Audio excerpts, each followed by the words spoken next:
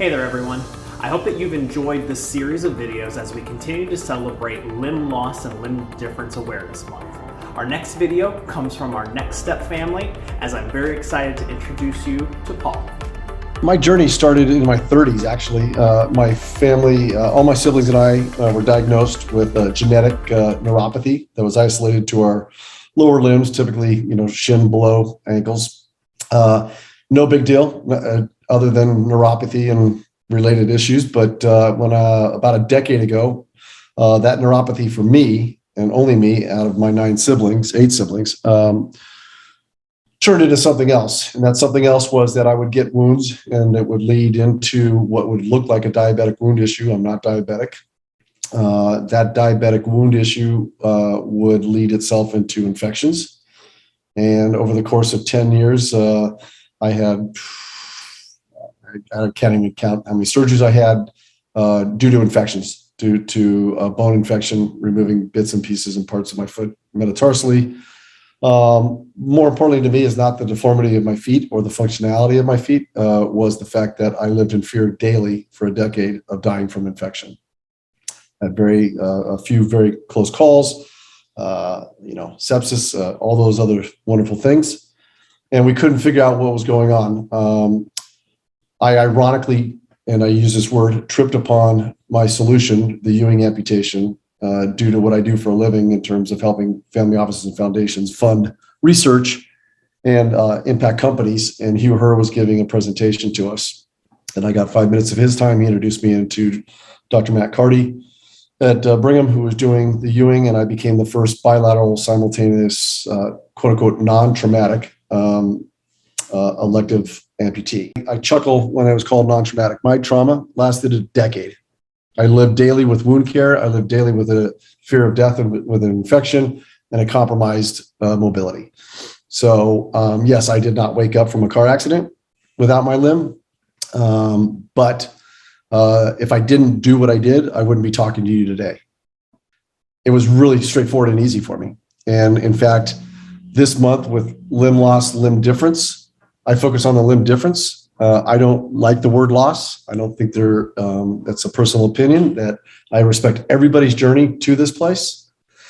But even if you woke up without your leg from a car accident, you didn't lose anything, you gained your life, because they only took the limb to save your life. So I have a really big passion about that. It's a mindset that I think puts a negativity into the situation from the moment it happens. So the decision was easy. I happily walked in that morning at 5 o'clock, and almost 13 hours later, I came out without these things that were trying to kill me, was the way I looked at it.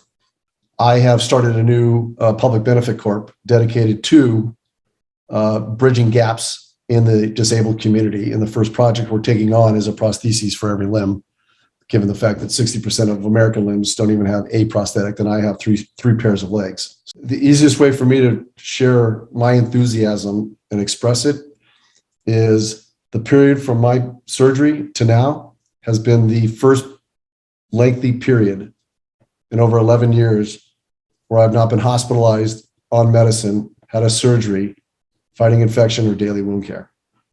I get up in the morning, I put my legs on, I'm out of my house faster now than I've been in a decade. Living a compromised life, I've always been an athlete. I was an athlete in college. I was a post-college. I was an endurance athlete, triathlons, Ironmans, marathons, you name it. And again, for the last decade, I haven't been able to do much of that. So when I had the surgery and rehabilitated from it and got onto my first legs, I did CrossFit Open last year, 3 weeks after getting my legs. So I'm just doing all these things because I can now at this point. And I'm doing the Boston Marathon, and I'm raising money for two entities, Stepping Strong, which was the original funder of the Ewing research for the surgical study, and Spalding Rehabilitation.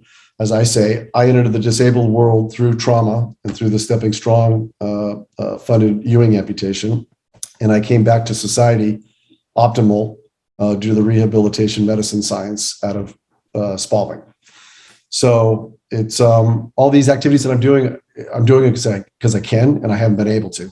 And the Boston Marathon is very, very important to me because that horrible day in April 15th of 2013 is the reason I'm alive today, because the Boston Strong response to that day stood up stepping strong, collaborated stepping strong, and Brigham Women's with Spalding, and all that stepping Boston Strong mentality created what I call Boston Brilliance, which is now improving the lives of many around the globe.